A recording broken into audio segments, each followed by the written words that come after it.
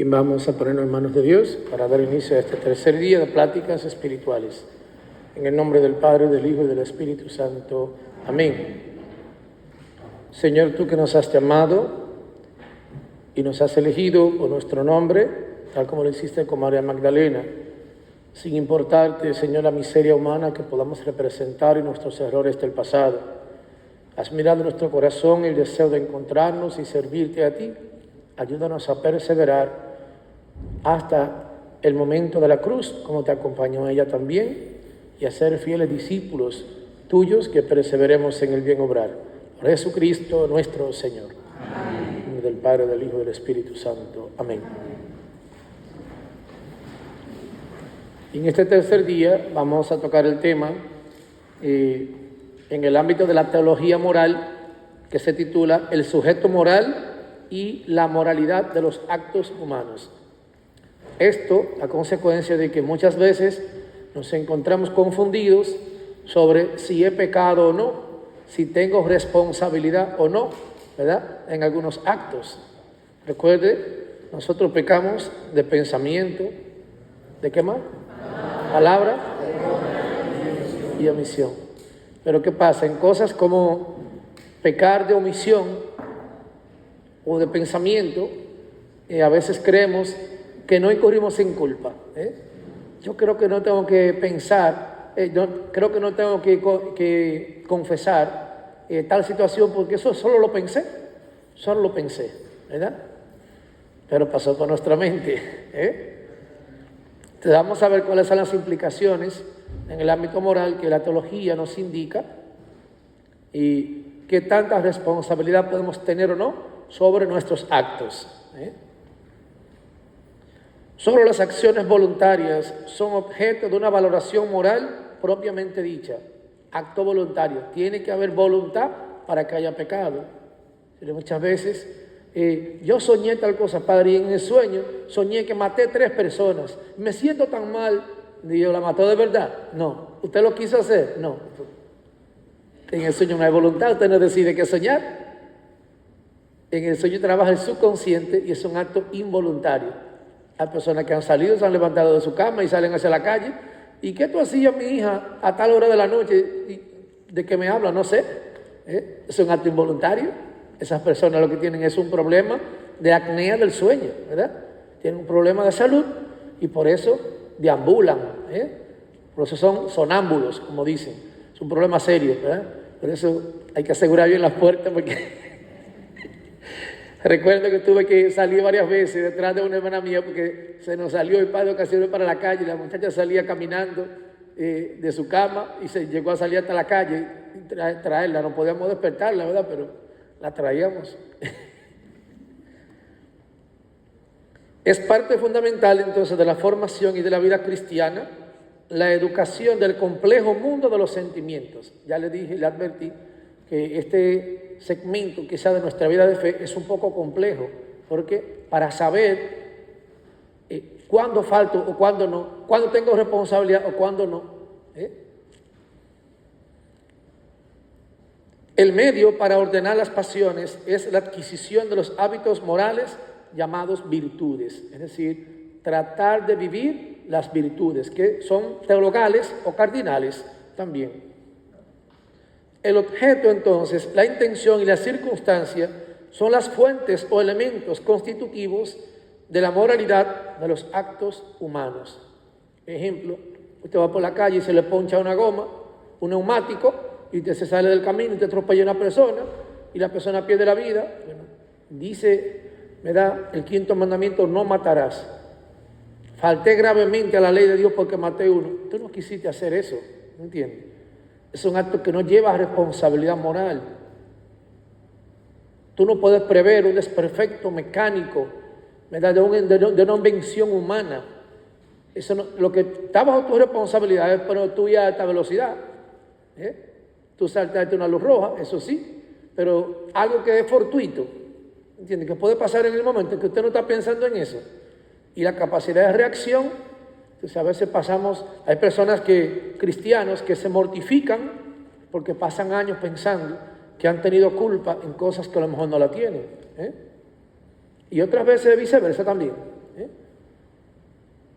Usted vio que usted tenía, que a lo mejor que su hijo era abusivo, a lo mejor con su pareja, y usted se quedaba calladón porque yo no puedo meterme en problemas de pareja. Sí, pero es tu hijo, tú tienes el deber de llamar la atención y decirle, tú no puedes maltratar a esa persona, aunque sea tu esposa.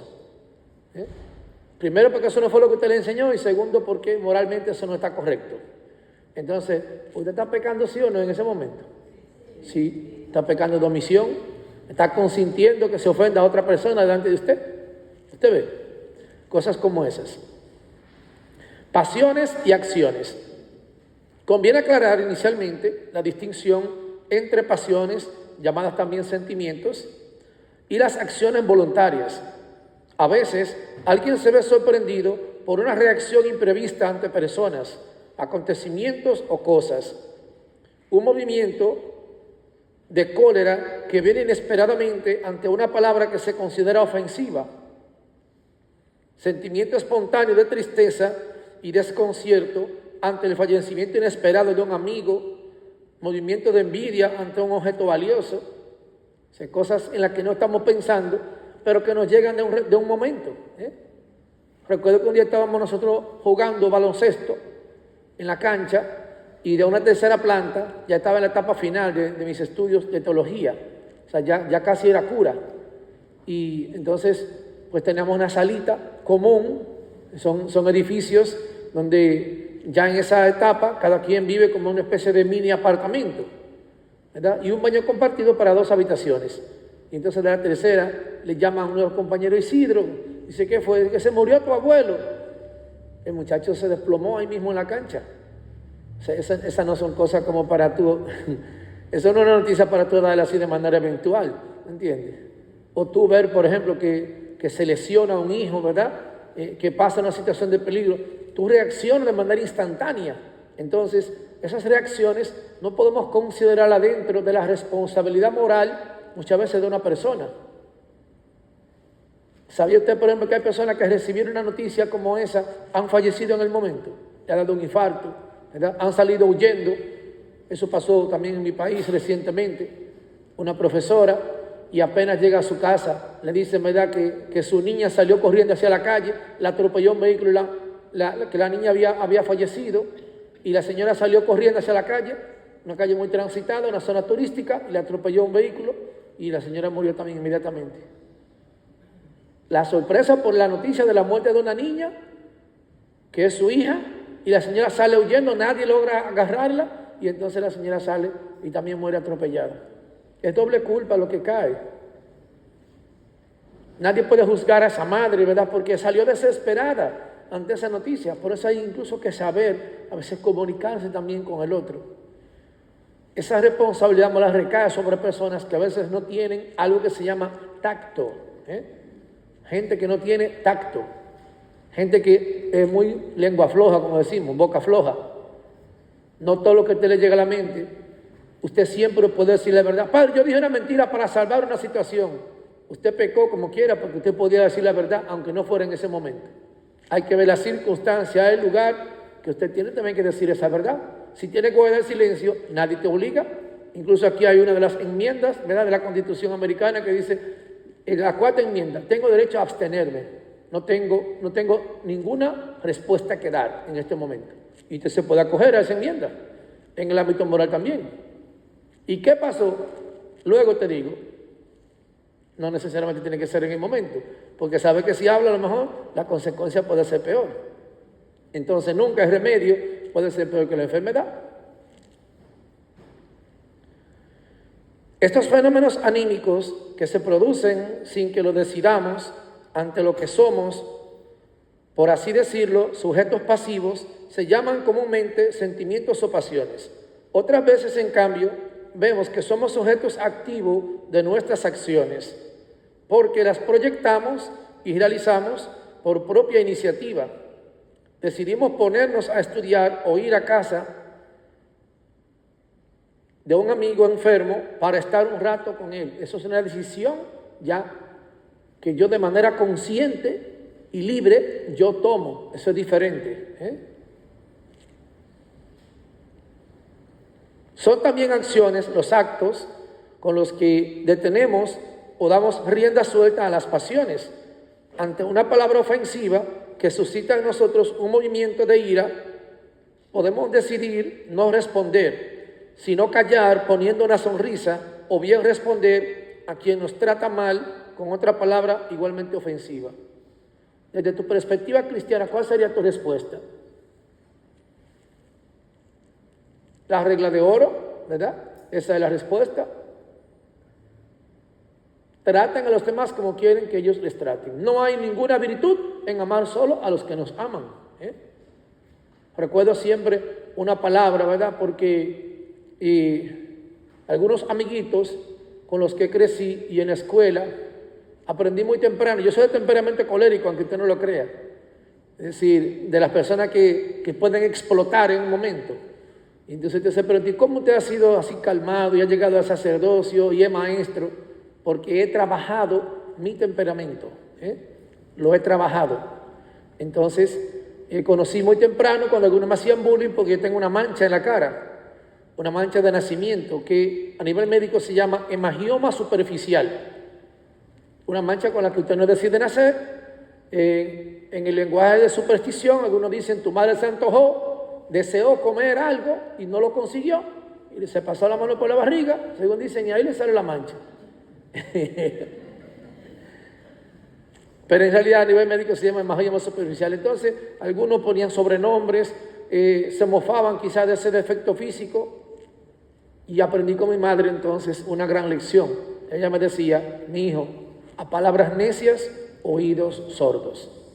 No siempre hay que responder, porque a veces allí es donde se produce la ocasión de faltar también. Sé que si respondo en ese momento, entonces puedo ofender de manera grave al otro. En la parte sur de nuestro país, los sacerdotes que catequizaron esa zona fueron sacerdotes que vinieron de misioneros desde Estados Unidos a nuestro país. Ahí estuvo, por ejemplo, Monseñor Riley, que estuvo en la diócesis de San Juan de la Maguana. Y entonces es muy común escuchar una persona en el sur de nuestro país decir la expresión Jesús 1000 veces. Pero ¿saben qué se esconde detrás de esa expresión? Es cuando ellos no quieren decir una palabrota, o cuando ellos no quieren decir una ofensa al otro, dicen Jesús 1000 veces, como quieren decir, Jesús líbrame, ¿verdad? De la palabra que puedo proferir en este momento. Entonces dicen Jesús 1000 veces, evitando, ¿verdad? Sustituyendo una palabra, ¿verdad? Buena, por alguna que me llegue a la mente. Yo quisiera, algunos diría, arrancarle la cabeza en ese momento, pero Jesús 1000 veces. Solo las acciones voluntarias son objeto entonces de una valoración moral propiamente dicha. Es decir, solo ellas pueden ser una culpa moral o una acción laudable, una acción voluntaria.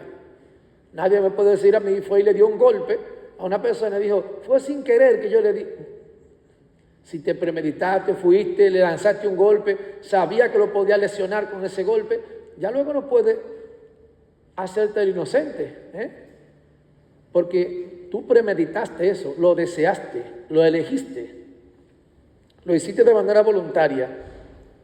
Esto no quiere decir, sin embargo, que los sentimientos sean fenómenos neutros, ni que carezcan de importancia para la vida cristiana. Las pasiones presuponen un juicio sobre la persona o cosa ante la que surgen y sugieren una toma de posición y una línea de conducta. Ejemplo, hay momentos en que usted siente hambre, ¿verdad? Pero tú no puedes tomar la decisión. Yo no puedo decir, voy a dejar de celebrar la Eucaristía. No puedo celebrar la Eucaristía porque tengo hambre ahora, entonces necesito comer. No como antes o como después. Pero no puedo decidir sobre ya una responsabilidad contraída, ¿verdad? Para una decisión que sea propia. Yo no me siento bien, siento calor, ahora no quisiera trabajar en el día de hoy. Si fuera de esa manera, entonces la gente decidiera muchas cosas. Las pasiones presuponen un juicio sobre la persona. Ante una persona o cosa considerada como buena, surge una pasión de signo positivo. Por ejemplo, alegría, entusiasmo. Cuando tú ves un buen amigo, tú te alegras. Por ejemplo, cuando vas a un lugar que te gusta, tú sientes satisfacción, ¿verdad? Como dijo Pedro, estando en el monte Tabor, Señor, qué bien se está aquí, vamos a ser trechosa. que sugiere una toma de posición, y una línea de acción positiva, aprobar, alabar, acercarse a esa persona. Ante una persona o acontecimiento considerado como malo, surge una pasión de signo negativo, cólera, tristeza, que sugiere una toma de posición y una línea de acción negativa, desaprobación, agresión. Ejemplo, cuando ves a alguien que te ha ofendido, nos ponemos como los gatos, ¿verdad? Cuando ven un perro, como que se encrispa, ¿verdad? Y aunque no se manifiesta a veces en forma física, hasta el rostro a veces nos cambia. Usted no se da cuenta, pero si otro a lo mejor dice, fulano, pero tú te ves como medio enojado, ¿verdad? Veo que se están subiendo los colores a tu rostro. Ya uno sabe que cambia en un sentido negativo. Entonces, ¿qué hacer cuando eso pasa? En términos generales, se puede decir que las pasiones que surgen de un juicio verdadero y sugieren una toma de posición y una línea de acción buena son una ayuda para la vida cristiana, porque permiten entender con rapidez lo que es bueno y consienten realizar de modo fácil y placentero las acciones que son apropiadas para un buen hijo de Dios. Es decir, si tienes tu conciencia recta y sabes lo que tienes que hacer, solo falta una cosa, hazlo, toma la decisión, pero no nos quedemos con el buen deseo solo. Ahí veo que tal persona, tal amigo está pasando un momento difícil. Me gustaría regalarle algo de dinero, a lo mejor para su despensa, como decimos, para su compra, decimos nosotros. Pero me da vergüenza. O sea, te da vergüenza realizar una acción que Dios puso en conocimiento tuyo y que la puedes hacer y tienes la posibilidad de hacerla, pero te falta la decisión. Gente que le da vergüenza hacer el bien. Entonces usted no es cristiano, porque ese bien que tú vas a realizar será luego el mérito que te da alcanzar la salvación. Entonces, en definitiva, ¿te quieres salvar o te quieres condenar?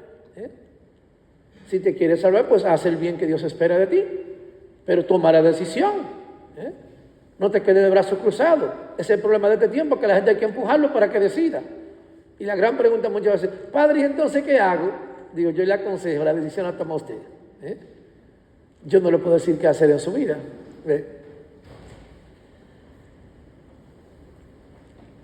Las pasiones que presuponen un juicio falso, por ejemplo, porque ven una ofensa donde no la hay y sugieren una toma de posición y una línea de acción moralmente negativas. Por ejemplo, una falta de caridad o un comportamiento violento constituyen un notable obstáculo para la vida cristiana. Hay gente que se comienza a imaginar cosas en su mente de manera negativa del otro. Pero mira, el padre entró y no me saludó a mí. ¿Quién sabe a lo mejor cuántas ocupaciones y en qué usted lleva la mente? Y usted pensando que fue que le negaron el saludo. Me reclamó eso el otro día en una fiesta. Me dijo, usted pasó por tal parte y no me saludó. Dije, ay mamita, pero yo voy guiando. Voy mirando en otra dirección. No puedo, la vista humana solamente alcanza un grado de 90 grados hacia adelante. Y la mente humana está ocupada en el camino. Muchas veces no logra identificar colores, personas, objetos. La mente no puede estar ocupada en dos cosas, porque tenemos dos regiones, ¿verdad? Dos hemisferios en el cerebro, pero solamente uno es que piensa, el otro es que toma decisiones. Entonces no puede estar ocupada la mente en tantas cosas. Ustedes ven cómo uno se gana a veces el que el otro piense mal de uno, sin usted tener culpa. Yo te estaba esperando para ese cumpleaños y no llegaste. Pero no nos sentamos a preguntarle, ¿te pasó algo? ¿Verdad? Se me dañó el vehículo, no pude salir, enfermó a alguien en casa. Entonces ya comenzamos a sentirnos mal. Yo haciendo malos juicios, pensando que fue que tú no quisiste venir. Bueno, pues no piense mal del otro. Quien experimenta pasiones negativas podría, no obstante, comportarse bien, resistiendo a la pasión y realizando con gran esfuerzo una obra buena. Pero se entiende fácilmente que no se puede ir toda la vida cuesta arriba, resistiendo continuamente los embates de las malas pasiones, haciendo lo que no apetece hacer y rechazando siempre aquello hacia lo que los sentimientos inclinan. Si no se logra corregir y educar el mundo interior de los sentimientos, será difícil discernir lo que es bueno, porque las pasiones negativas oscurecen la mente. Con frecuencia se cederá ante ellas y se obrará mal, y además es muy posible que la continua lucha lleve al desánimo o al agotamiento. Es decir, hay que hacer un esfuerzo también, ¿verdad? Por eso dice la Escritura que es muy ancho, dice, el camino para uno perderse. Es fácil recorrerlo. Entonces la dificultad viene ante la toma de decisión y el bien que Dios espera de nosotros. Para el estudio de la moralidad de los actos humanos es importante tener en cuenta lo que se acaba de decir sobre las pasiones y los sentimientos, porque muchas de nuestras acciones voluntarias están motivadas por pasiones o sentimientos. Son como nuestro modo de reaccionar o de gobernar las pasiones que experimentamos. Es más, a veces basadas en un prejuicio falso también. Sí, porque mamá me dijo que en tal tiempo usted le hizo tal cosa. ¿Fue a tu madre o fue a ti que te lo hicieron? Tú te estás ganando enemigos imaginarios, ¿verdad? Y trascendiendo situaciones históricas por las cuales tú no tienes, ¿verdad?, ninguna manera. Como ahora, que mucha gente se ofende porque dice que los argentinos son racistas. Pues el mexicano tiene que sentirse ofendido por eso. Si usted está seguro de quién usted es, Dios es de todos los colores, blanco, morenito, alto, bajito, flaco, gordito, de toda la raza y pueblo de la lengua, así es Dios. Entonces, si tú sabes el valor que tú tienes como persona, tu dignidad, tú no tienes que sentirte ofendido por eso. Por ejemplo, no se podría valorar en su justa medida unas palabras poco caritativas de una persona hacia otra si no se sabe que la primera que fue ofendida gravemente fue la segunda y que ha tenido que luchar mucho para no pasar a la agresión física. Y las palabras poco caritativas que han pronunciado en el fondo expresan un autocontrol bastante bueno, aunque no sea del todo perfecto. O sea, si llegar a una circunstancia, a hacer un juicio de valor, el cristiano tiene que ser muy medido para eso. Por eso, nunca diga todo lo que sabe, ¿verdad? Nunca exprese todo lo que oye,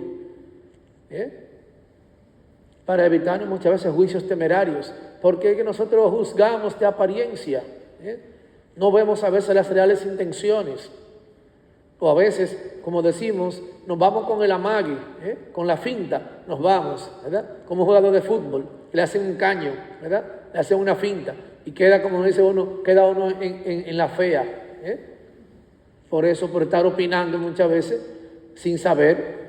Entonces, el método de ver, juzgar y actuar. Son tres cosas: ver, juzgar y actuar. Pero, ¿qué pasa con nosotros? Que lo hacemos al revés. Actuamos, juzgamos y después finalmente vemos.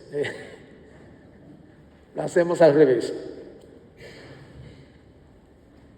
Con las acciones voluntarias que se estudian a continuación, muchas veces estamos gobernando el paso al ámbito de la libertad de instancias, movimientos y solicitaciones que proceden del mundo en sí involuntario del sentimiento. Por ejemplo, vamos a ver la moralidad de los actos humanos. Un primer evento. Como se ha anunciado antes, solo las acciones voluntarias, llamadas también actos humanos, son propiamente acciones morales buenas o malas. La doctrina moral católica enseña que la moralidad de los actos humanos depende, primero, del objeto elegido, segundo, del fin que se busca o la intención, y tercero, de las circunstancias de las acciones. De las circunstancias de las acciones. No se puede justificar, ¿verdad? La causa no justifica los medios. Ejemplo, tú tienes hambre. ¿Qué medio tú vas a utilizar para saciar esa hambre? Voy a entrar a un cercado y si una persona tiene un árbol de fruta, yo voy a coger una fruta aunque no sea más porque yo tengo hambre. ¿No? La acción moral sería pedirla, ¿verdad? Comprarla o que te la regalen. Hay otros medios. Yo no puedo caer en la inmoralidad de saciar una necesidad, o algunas personas dicen, un ejemplo, ¿verdad?, muy visible en este tiempo, personas quizás que sumidas en una situación de pobreza caen en la desesperación y dicen que ella no tenía la manera de alimentar a sus hijos, tuvo que prostituirse. No hay justificación para eso. Si en este país aquí hay ayudas, hay trabajos en los que tú puedes hacer también al part-time, hay personas con las cuales hablar.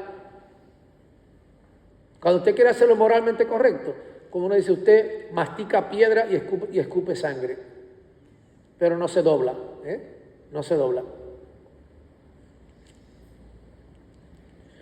El objeto, la intención y las circunstancias son las fuentes o elementos constitutivos de la moralidad de los actos humanos, nos dice en el Catecismo de la Iglesia Católica en el número 1750. Vamos a ver qué son estos tres elementos de la acción. Primero, el objeto moral. Es el fin próximo de una elección deliberada que determina el acto de querer de la persona que actúa. Vemos primero que es el objeto de una acción y luego que es el objeto moral. Las acciones se distinguen entonces entre sí por su objeto, pero aquí objeto se refiere al contenido inmediato de una acción voluntaria, es decir, a lo que se propone inmediatamente, el acto de voluntad, y no la cosa externa que se maneja. Es decir, es lo que yo quiero, es lo que yo quiero. Ahí está el consentimiento, es lo que yo quiero. Después lo que yo elijo y después lo que yo hago. Entonces, tres pasos. Por ejemplo, si Juan compra un libro, el objeto de la voluntad de Juan lo que quiere hacer es comprar un libro y no el libro. Si Pedro roba un libro, el objeto de la voluntad de Pedro es robar un libro y no el libro. Era el hecho de robar, que lo que encontrara, se encontró un libro, eso se robó, ahora salió fue a robar. Como hay personas que salen con su mente en comprar, por ejemplo, el comprador compulsivo. ¿Y qué tú vas a comprar para la tienda? No sé, voy a ver. Y en la tienda todo lo que dice clearance, especial, estaba en especial, yo me lo llevo. Tú lo necesitabas, no, pero está en especial. Usted lo que quiere es comprar, porque quiere saciar ese defecto que tiene de comprador compulsivo. Entonces el objeto es comprar. ¿Qué? Lo que aparezca. Allá dicen, volarse un perro con la peste. ¿Verdad?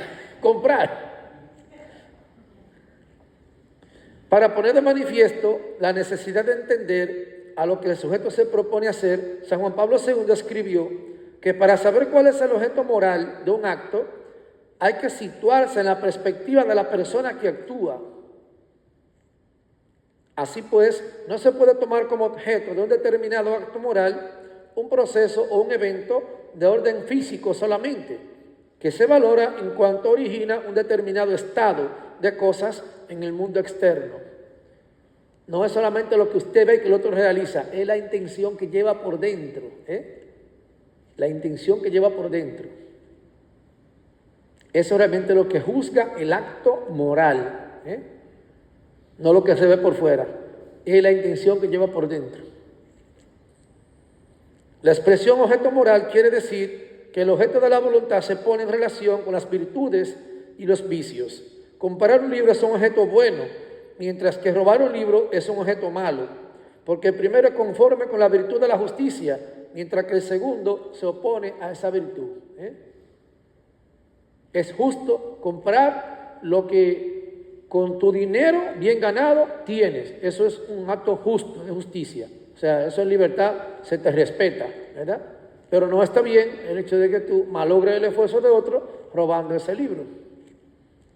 A propósito, ¿verdad? Decía un maestro de nuestro que habían dos amigos y uno fue a visitar al otro y vio esa gran biblioteca que tenía enorme, de tantos libros y clásicos importantes, ¿verdad? Y entonces el hombre se sorprendió cuando vio esa biblioteca tan grande y dijo, ¿y cómo tú has conseguido todos esos libros?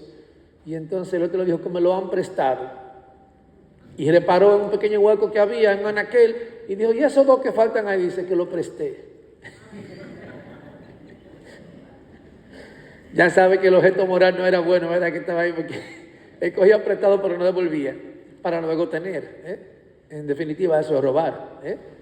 A veces queremos justificar el objeto moral también cuando decimos, no, yo no me lo robé, yo solo lo cogí prestado, pero nunca se lo devolviste. Y entonces, en definitiva, en última instancia, ¿qué pasó? Bueno, hay gente que le quiere poner a veces otra palabrita más fina, te lo gavillaste, ¿verdad? Te lo llevaste. Allá usamos esa expresión, ¿verdad? Cuando usted ve que un dominicano dice así, es que tocando el piano al revés, que se lo robó. La doctrina católica entonces sostiene que el valor moral de los actos humanos, que sean buenos o malos, depende ante todo y fundamentalmente del valor positivo o negativo del objeto moral, es decir, de la conformidad del objeto o del acto querido con la recta razón, cuyos principios fundamentales son las virtudes. Hay un personaje cubano de los años 50, de mucho tiempo atrás, aquí gracias a Dios nació en este tiempo, ¿verdad? Que se llama Tres Patines. Entonces, en una ocasión, Tres Patines se fue a bañar al río y se encontró un lazo, ¿verdad? Un lazo, una soga. Y entonces se la llevó a su casa. Al día siguiente lo llaman a juicio, le dicen, aquí lo estamos, ¿usted sabe por qué lo convocamos al juzgado? Dice, ¿por qué? Dice, usted se robó una vaca. Dice, no, ¿cómo va a ser, señor juez? Yo fui al río a bañarme, ¿verdad? Y yo me encontré este lazo, ¿verdad? Y en la punta del lazo había una vaca, pero yo fue un lazo que me encontré.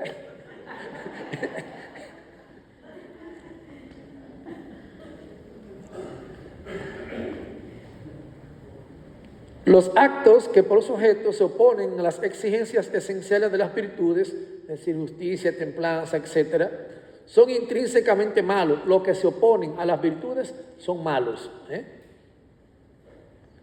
Siempre y por sí mismo, es decir, por su objeto, independientemente de las ulteriores intenciones de quien actúa y de las circunstancias.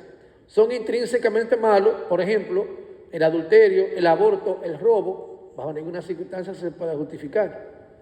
Se opone a una virtud. El aborto porque se opone a la vida, por ejemplo. El adulterio porque se opone a la fidelidad del matrimonio. Entonces será intrínsecamente malo. Nadie puede decir, yo no quise faltar a la fidelidad. No. A nadie diferente, ¿verdad? Ya sea un acto violento, te ponen un arma de fuego o algo, ¿verdad? Ya eso son cosas diferentes. Ya no hay adulterio, lo que es una violación. Ya eso es diferente. La connotación moral es diferente. No era bajo el consentimiento de la otra persona. Vimos el objeto moral. El segundo elemento es la intención. Mientras el objeto moral se refiere a lo que la voluntad quiere con el acto concreto, por ejemplo, comparar un libro, la intención se refiere al por qué lo quiere. Por ejemplo, para preparar un examen, para estudiar, para hacer un regalo. La intención comporta lo que ella quiere. No se puede obtener inmediatamente, sino a través de otras acciones. Se lo voy a poner sencillo. Aquí a lo mejor eso no pasa, ¿verdad? Pero le digo por mi experiencia propia. Yo he visto personas que tienen en mi país, por ejemplo, la Sagrada Escritura, la Biblia, ¿verdad? Y entonces en la Biblia guardan un billete de lotería. Y yo he tenido que regañar a algunas personas, decirle, para eso tiene la Sagrada Escritura. Ay, padre, pero usted sabe que uno es pobre, uno buscando a lo mejor un golpe de suerte. Dios, mire, Dios no juega lotería. Y segundo, esa no es la intención con la que debemos tener la palabra de Dios. Es para escudriñarla, dice en la carta de San Pablo a Timoteo. Toda escritura es útil para enseñar, para corregir, para arguir, para educar en la virtud al hombre. Para eso la Sagrada Escritura, pero no para guardar un recordatorio de difuntos, ni para guardar una dirección allí, ni una foto personal. Un separador no puede ser eso, ni un billete de lotería, imposible. ¿Ustedes ven? Entonces le estamos quitando la verdadera utilidad que tiene ese libro en ese momento. Es la intención también, la intención cuenta. La intención no se limita a la dirección de cada una de nuestras acciones tomadas aisladamente, sino que puede también ordenar varias acciones hacia un mismo objetivo. Puede orientar toda la vida hacia el fin último. En el comportamiento humano suele haber una serie de fines subordinados uno al otro. Se quiere un libro para preparar un examen. Se hace el examen para obtener un título profesional. Se quiere tener un título para tener un buen sueldo y para hacer un trabajo útil para la sociedad y así sucesivamente. Es decir, que el objetivo inicial, ¿verdad? La motivación inicial para alcanzar esa intención llevaba un objetivo que iba más allá de esa acción. Iba más allá. Por ejemplo, cuando la gente nos pregunta, ¿y por qué todos los curas leen tanto? ¿Y por qué ustedes duran tantos años de estudio? Porque tenemos que prepararnos para las exigencias de la sociedad. También, ¿verdad? Tenemos que saber responder las necesidades del pueblo en todos los órdenes. Quizás no lo hemos visto de esa manera, pero se lo puedo decir, no por capacidad humana, sino por elección divina, ¿verdad? Y por iniciativa también de Dios. Se lo puedo decir de la experiencia personal. Un cura le puede dar una paliza, muchas veces a muchos profesionales en el ámbito académico. No hacemos honor de eso, ¿usted me entiende? Pero en su debido momento es como dice el Señor, no preparan su defensa. En su momento el Señor les sugerirá lo que ustedes tienen que decir. Usted sabe la palabra sabia que brotan a veces de sus labios. Y ese no es el aspecto humano.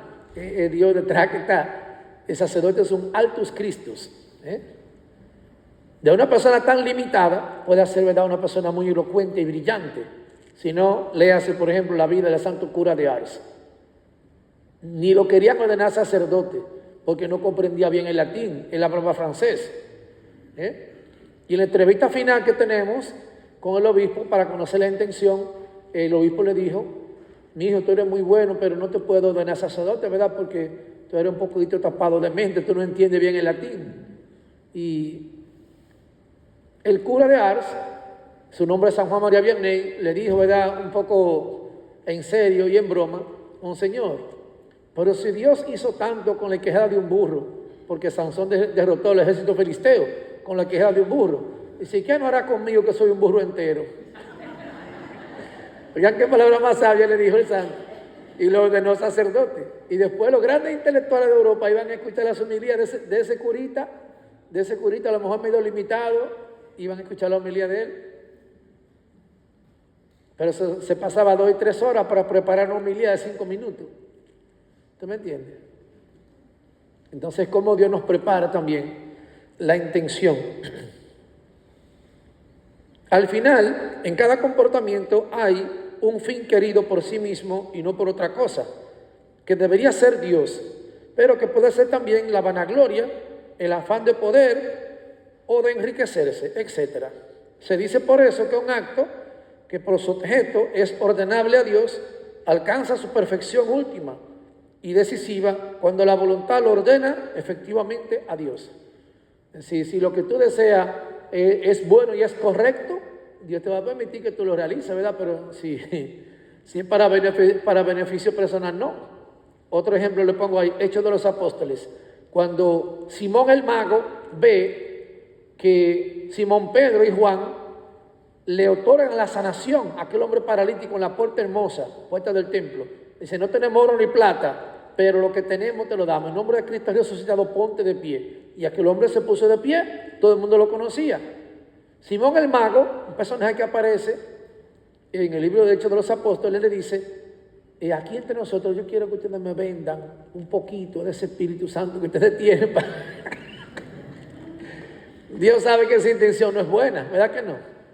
Una persona que recibe, por ejemplo, la Sagrada Comunión y la resguarda, se la lleva a su asiento o la guarda en algún lugar, no tiene buena intención, porque ningún cristiano consciente se va a llevar el cuerpo de Cristo para otra parte. Ya usted sabe, ¿verdad? ¿Para qué? La intención que tiene, ¿verdad? No, yo no voy a hacer nada malo. Si tú no fueras a hacer nada malo, la recibieras, la comulgar ahí, delante del cura o del ministro. Yo he tenido que caerle a 3 personas, venga acá. No, que yo como que me asiento, no, es aquí delante.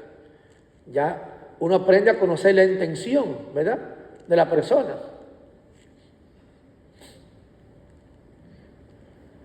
La intención, como cualquier otro acto de voluntad, puede ser moralmente buena o mala. Si es buena, puede confirmar o incluso aumentar la bondad que la acción tiene por su objeto, pero en cambio no puede hacer ni bueno ni justo un comportamiento en sí mismo desordenado. Si te ve uno que anda tirando piedras en la calle, usted no puede pensar que eso es bueno. Decía, no, es que él está ejercitándose, pero le pega, como decimos, una pedrada a un cristal de un vehículo y ya hay una pérdida material. No puede ser, eso no puede ser bueno. Me lo puedo poner de la mejor manera posible, nunca será bueno. Ahora usted está a orilla de la playa, ¿verdad? Y está lanzando piedrecillas hacia el mar, donde no haya personas. Yo me le digo que se pueda divertir allí, ¿verdad? Si la intención es mala, puede confirmar o aumentar la malicia que el acto tiene en virtud de su objeto moral, y podría también hacer malo un acto que por su objeto es bueno, como sucedería cuando alguien comienza a tratar con benevolencia a otra persona con el único objetivo de corromperla más adelante, ¿verdad? Es decir, cuando alguien compra favores, como decimos, alguien engaña a un inocente, y tiene intenciones maquiavélicas a lo mejor en su interior. En el momento lo que se ve es un acto de bondad, pero ¿qué se persigue detrás de eso? Una persona que le lanza, ¿verdad?, comida a los peces, y los peces se acercan, ¿verdad? Y entonces después le lanza esa misma comida a lo mejor allí, acompañada de un pequeño anzuelo. No tiene buena intención, no está alimentando a los peces, él quiere atrapar un pez. ¿Me entiendes? Tercer momento son las circunstancias, son los elementos secundarios de un acto moral, contribuyen a agravar o disminuir la bondad o la malicia moral de los actos humanos. Por ejemplo, la cantidad de dinero robado. Pueden también atenuar o aumentar la responsabilidad del que obra, como actuar por miedo a la muerte. Las circunstancias no pueden hacer ni buena ni justa una acción que de suyo es mala. O sea, de plano lo que arrancó mal, termina mal. O sea, no hay manera allí. Hay circunstancias que pueden añadir una nueva razón de maldad a un acto, como es el caso de un acto impuro cometido por una persona que tiene un voto de castidad. Este tipo de circunstancias se han de declarar en la confesión sacramental. Se puede decir en síntesis que el acto moralmente bueno supone a la vez la bondad del objeto, del fin y de la circunstancia. Esas tres cosas, supone eso. Hay un objeto también indirecto de la voluntad que se llama objeto indirecto. A una circunstancia de la acción, un efecto colateral que no interesa ni es querido de ningún modo, ni como fin ni como medio, pero es previsto y permitido en cuanto que está inevitablemente unido a lo que se quiere. Así, por ejemplo, una persona se somete a una cura contra la leucemia que provoca como efecto colateral la calvicie. Por ejemplo, el tratamiento contra enfermedades terminales, a los que se le da, por ejemplo, quimioterapia. Es un efecto colateral. No es que nadie quiere que se le caiga el cabello, o que le den náuseas. Es un efecto colateral. Se quiere eliminar el mal mayor, que son las células cancerígenas, por ejemplo, ¿verdad? O el carcicoma, que así es que se llama el cáncer, carcicoma, en términos médicos, de diferentes grados o en diferentes lugares del cuerpo.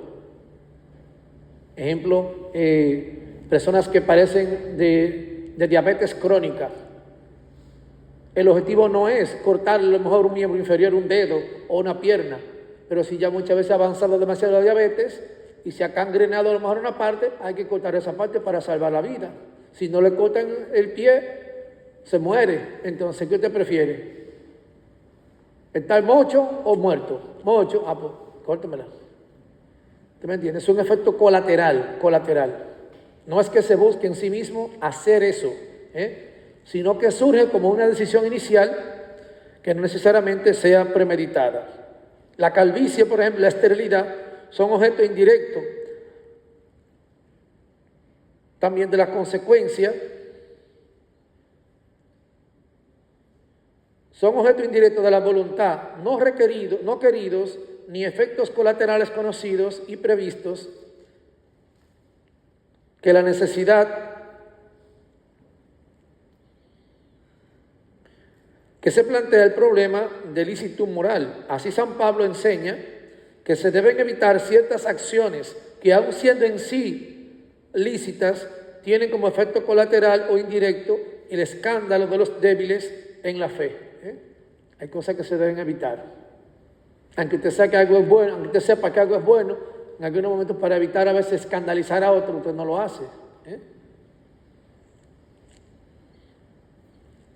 Esto tiene importancia en la vida moral, porque sucede a veces que hay acciones que tienen dos efectos.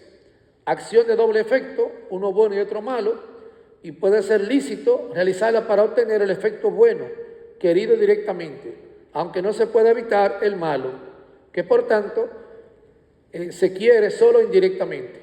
Se trata a veces de situaciones muy delicadas en las que lo prudente es pedir consejo a quien puede darlo. Cuando usted se siente en un conflicto moral, lo ideal es, antes de usted actuar, busque un consejo, ¿verdad? Busque a alguien que le ilumine. Se pueden indicar algunas condiciones que han de ser observadas para que sea lícito ejecutar o bien omitir una acción cuando provoca también un efecto negativo. Estas condiciones son las siguientes.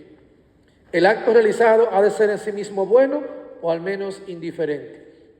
Segundo, el efecto bueno no se debe conseguir a través del malo. Yo le decía ahorita, el fin no justifica los medios. No se puede hacer el mal para que venga el bien. Si el bien deseado procediese del mal, este no es ya indirectamente voluntario, sino querido directamente como medio. Tercero, la persona ha de buscar directamente el efecto bueno, es decir, tener una intención recta y tolerar por necesidad el efecto malo. En este sentido, pondrá todo el esfuerzo posible para evitar o al menos limitar este último. Y cuarto, que haya proporcionalidad entre el bien que se intenta y el mal que se tolera.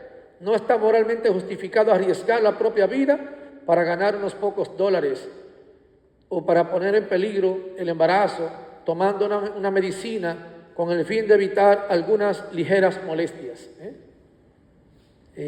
Ahí se habla muy directo, por ejemplo, en sentido médico.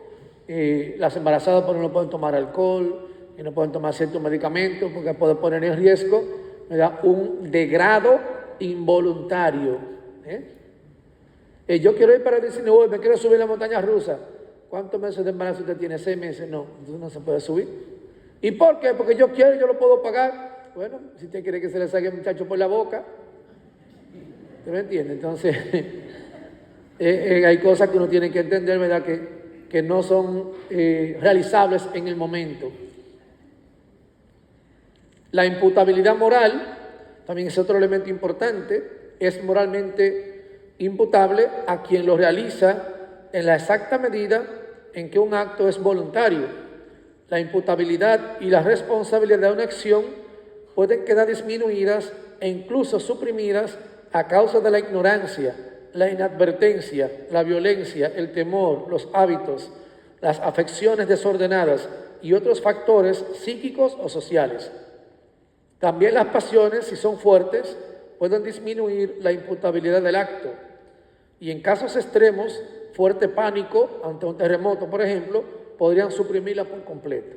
Ante una situación de desesperación, ¿verdad?, o una toma de decisión grave, se puede suprimir. Ejemplo, que ocurre un naufragio. Hay un instinto de preservación natural en cada persona. Y usted encontró a lo mejor allí una tabla, usted encontró un galón de usted aferrarse. Pero hay dos más a lo mejor que también están en una situación, usted no sabe nadar y están a poca distancia suya. No se le puede echar culpa de que esa persona dejó morir al otro porque está tratando de salvar su vida. Le pongo una situación extrema. Está intentando salvar su vida, pero no tiene la posibilidad de salvaguardar a otro. Si 3 se refugian en ese mismo objeto, se va a hundir, los 3 se van a joder. Entonces, ¿qué usted prefiere? ¿Que se salve uno o se muera los 3? Lo moralmente correcto es que se salve uno. Ese fue el que le tocó la circunstancia, ese fue el que tuvo el alcance a lo mejor el objeto.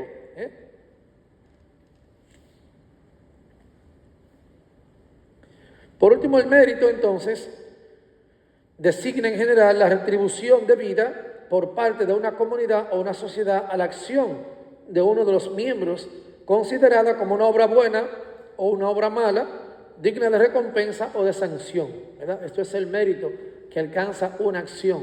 Si es buena, bueno, pues la gente a lo mejor te va a aplaudir, pero más que todo no tiene que aplaudirte, porque muchas de las obras buenas, el mérito termina siendo reconocido por ¿quién? Por Dios, ¿verdad? Lo que hagas con tu mano derecha, terminen ustedes, que no lo sepan tu mano izquierda. Usted no hace el bien para que lo reconozcan, ¿verdad? Basta entonces en conciencia hacer lo que usted entiende que es correcto. El mérito entonces también corresponde a la virtud de la justicia conforme al principio de igualdad que la rige. En términos absolutos, el hombre no puede reivindicar ningún derecho o mérito ante Dios. O sea, yo no hago las cosas para decir, Señor, mira que yo me he portado bien, Señor, para que tú me des un premio. No. El Señor, que es justo, dará a cada uno lo que le corresponde. Recordando, no se quedará sin recompensa, aunque sea un vaso de agua que den a uno de estos pequeños. Toda obra buena tendrá recompensa. Usted no tiene que recordárselo eso a Dios. Dios lo sabe eso. Y está inscrito allí en el libro de la vida. Toda su obra buena está allí inscrito. A Dios no se le pasa nada. Se trata entonces de un derecho por gracia, el pleno derecho del amor que nos hace coherederos con Cristo y dignos de tener la herencia prometida de la herencia eterna. Ya dice San Pablo en su primera carta a los Corintios, dice, ya pudiera yo hablar todas las lenguas de los hombres, pero si no tengo amor, no soy nada, no soy nada. La última intención que debe mover al ser humano entonces es por amor. Casualmente así se llama una de las canciones más hermosas en español. Se llama Por Amor, ¿verdad? Por amor.